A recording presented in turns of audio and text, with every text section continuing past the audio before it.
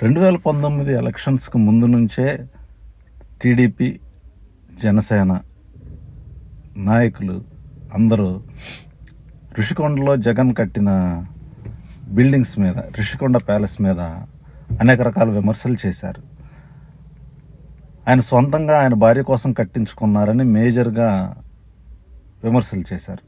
ఆ తర్వాత ఎలక్షన్ అయిపోయిన తర్వాత, కూటమి ప్రభుత్వం ఏర్పడిన తర్వాత 3 పార్టీలకు సంబంధించిన అనేక మంది నాయకులు, చంద్రబాబు గారు, పవన్ కళ్యాణ్తో సహా అనేక మంది ఋషికొండకి వెళ్ళారు, ఆ ప్యాలెస్ని చూపించారు.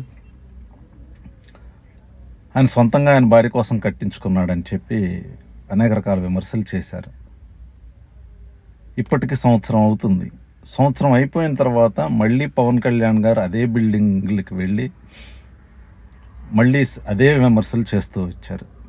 450 కోట్లతో 7 బిల్డింగులు కట్టారు అని చెప్పి సంవత్సరం క్రితం ఏ విమర్శలు అయితే చేశారో ఆ విమర్శలే చేశారు. ఆ 7 బిల్డింగుల్లో ఒక రూములో కొంతమేర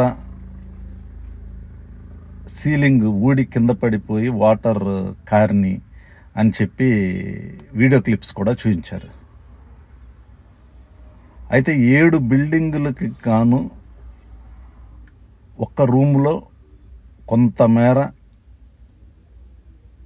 సీలింగ్ ఊడిపోతే విమర్శలు చేసిన పవన్ కళ్యాణ్, అంతకుముందు టీడీపీ గవర్నమెంట్లో అసెంబ్లీ సెక్రటేరియట్ మునిగిపోయి ప్రతి రూమ్లోనూ సీలింగులు ఊడిపోయి రూములన్నీ నీళ్లతో నిండిపోతే కూడా ఒక మాట కూడా మాట్లాడలేదు.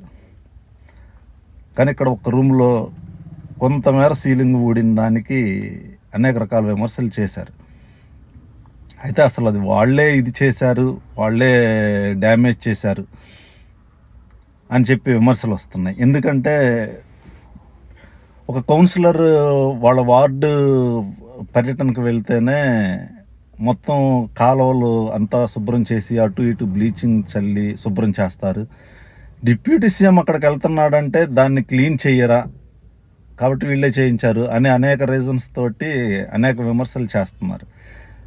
అక్కడ అయిపోయిన తర్వాత అక్కడే మీటింగ్ పెట్టిన పవన్ కళ్యాణ్ ఇది టూరిజం శాఖకు సంబంధించిన బిల్డింగ్స్ వాళ్ళకే అప్పగిస్తామని ఆయన చెప్తే, అదే పార్టీకి సంబంధించిన మినిస్టర్ నాదెండ్ల మనోహర్ గారు మాత్రం జగన్ గారు ఆయన భార్య కోసం కట్టించిన బిల్డింగ్ అని మళ్ళీ అదే విమర్శలు చేశారు.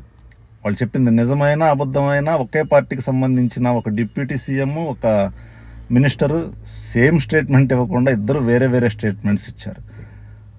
ఫైనల్గా ఏ రీజన్ లేకుండా సంవత్సరం తర్వాత, ఆల్రెడీ సంవత్సరం క్రితమే విమర్శలు చేసిన ఋషికొండ బిల్డింగ్స్కి మళ్ళీ వెళ్ళి మళ్ళీ విమర్శలు చేసి వస్తే, ఈ మధ్యకాలంలో సుగాలి ప్రీతి వాళ్ళ తల్లిగారు పవన్ కళ్యాణ్ గారిని విమర్శిస్తున్న విమర్శల్ని పక్కదోవ పట్టించడం కోసమే పవన్ కళ్యాణ్ గారు అలా చేశారు అని విమర్శిస్తున్నారు.